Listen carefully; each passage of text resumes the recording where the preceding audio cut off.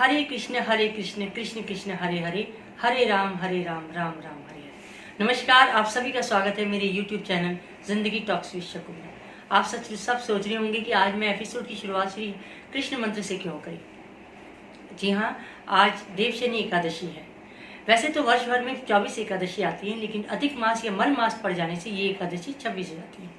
पिछले 2 वर्षों से मैं इसको रख रही हूँ, इस व्रत को। और इस व्रत से सिर्फ आध्यात्मिक ही नहीं, आपके शरीर, मन और को संतुलित बनाता है ये व्रत। मैं इससे पहले कि इस व्रत के बारे में आगे आपको बताऊं, लेकिन सबसे पहले मैं जो देवशयनी एकादशी है इसके बारे में एक छोटी सी कथा जो मुझे पता है, मैं उसके बारे में आपसे जरूर कहना चाहूँगी कि राजा बलि ने प्रसन्न होकर भगवान श्री हरि ने उनसे ये वायदा किया था कि वो हर साल आषाढ़ एकादशी जब आएगी शुक्ल पक्ष की, तो वो पाताल लोक में उनके साथ निवास करेंगे।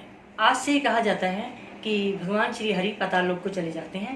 तो अगर इसको हम आध्यात्मिक दृष्टि से देखें तो कहते हैं कि इस टाइम मांगलिक कार्य कोई नहीं होते। तो ये टाइम अध्यात्म की तरफ जाने का है। अध्यात्म मतलब सेल्फ रियलाइजेशन, सेल्फ मोटिवेशन या सेल्फ अपने आप को जानने का टाइम है। क्योंकि आप अगर इसको अभी वातावरण की दृष्टि से देखें तो ये बरसातों का मौसम हो गया है।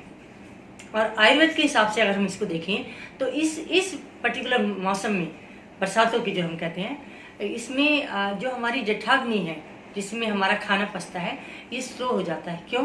क्योंकि इस टाइम पे सूर्य का प्रकाश कम पड़ता है पृथ्वी पे, चंद्र का प्रकाश, क्योंकि मेघ हैं, बादल हैं, बारिशें हो रही हैं। और सबसे बड़ी बात है कि इस टाइम पे कीट पतंगे और कई तरह के जीव जंतु बाहर निकल के आते हैं। तो इस टाइम पे हमारा जो इम्यून सिस्टम या हम कहेंगे पाचन तंत्र जो है वो कमज़ोर हो जाता है। इसीलिए आप देखिए कई बार हमें कहा जाता है कि बरसातों में हल्का खाना लीजिए, सब्जियां अच्छे से धोइए, उनको उसका प्रयोग मतलब अच्छे से करिएगा, क्योंकि इस टाइम पे पानी जनित रोग होने के बहुत चांसेस होते हैं। अब मैं इस व्रत के बारे में बताऊंगी कि अगर इस व्रत को मैं पिछले 2 साल से रख रही हूँ। और मैं सुबह जल्दी उठ के सबसे पहले सूर्योदय से उठ के पहले और अंधेरे में मैं श्री गजेंद्र मोक्ष का पाठ करती हूँ और विष्णु सहस्त्र नाम का पाठ करती हूँ। मुझे इससे मन की बड़ी शांति मिली है। और इस व्रत से सबसे बड़ा फायदा ये होता है कि इसमें अन्न का प्रयोग नहीं होता। अगर जैसे कि मैं कैंसर वॉरियर रही हूँ तो मैं ये कहती हूँ कि अन्न का प्रयोग जब हम नहीं करते तो हमारे बॉडी का जो पाचन तंत्र है वो आपको एक बैलेंस हो जाता है। इस व्रत में चूंकि अन्न का प्रयोग नहीं होता, तो आप देखिए अगर एक दिन हम अन्न नहीं खा रहे तो हमारी शरीर की पाचन तंत्र जो है वो उसको कितना आराम मिलता है।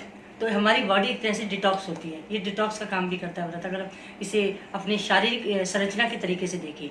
वैसे तो देखिए प्रकृति अपने आप में एक बहुत बड़ा विज्ञान है और हमारा शरीर भी एक विज्ञान है।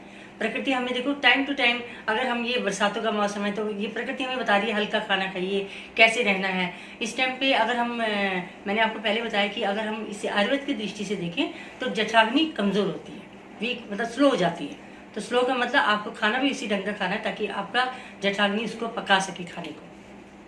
अच्छा, और अगर हम इसे अध्यात्म की दृष्टि से देखते हैं तो देखिए जब हम भोजन कम करते हैं तो हमारा मन एकाग्र होता है।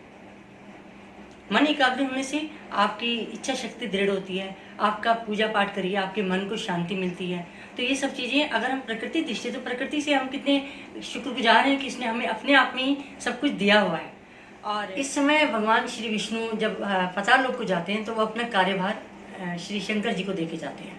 और चूँकि भगवान विष्णु पालनहार हैं तो उनका कार्यभार श्री शंकर जी इस टाइम पे करते हैं।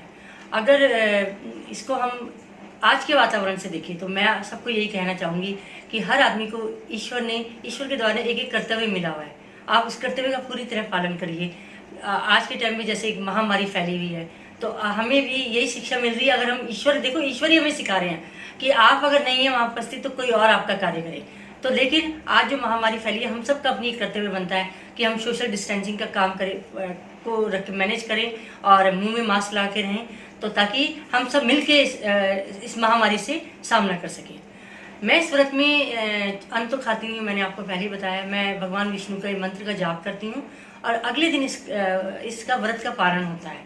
तो व्रत के पारण का शुरुआत जो मैं करती हूँ वो मैं नींबू के पानी से करती हूँ, क्योंकि जब आप एक दिन अन्न नहीं खाया तो आपकी बॉडी को एक एनर्जी जो चाहिए होती है वो नींबू पानी एनर्जी का सबसे बड़ा स्रोत है। विटामिन सी इसमें प्रचुर मात्रा में होता है। तो जाते जाते आपसे सिर्फ एक ही मेरी गुजारिश है कि आप सब भगवान श्री कृष्ण का ये गीत आज दिन भर गुनगुनाते रहिए। आपको बहुत अच्छा सा फील होगा, आपका मन बड़ा अच्छा हो जाएगा, प्रसन्न हो जाएगा। अधरम मधुरम वदनम मधुरम नयनम मधुरम हसितम मधुरम हृदयम मधुरम गमनम मधुरम मधुराधिपतेरखिलम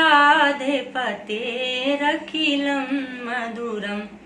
बस तब तक के लिए आप सभी मेरे चैनल को सब्सक्राइब करिए, शेयर करिए, लाइक करिए। आपके कुछ भी सुझाव हो प्लीज़ आप मुझसे ज़रूर शेयर करिए। मुझे अच्छा लगता है जब आपके कोई सुझाव मेरे पास आते हैं। और इसी के साथ खुश रहिए, मस्त रहिए, स्वस्थ रहिए। धन्यवाद।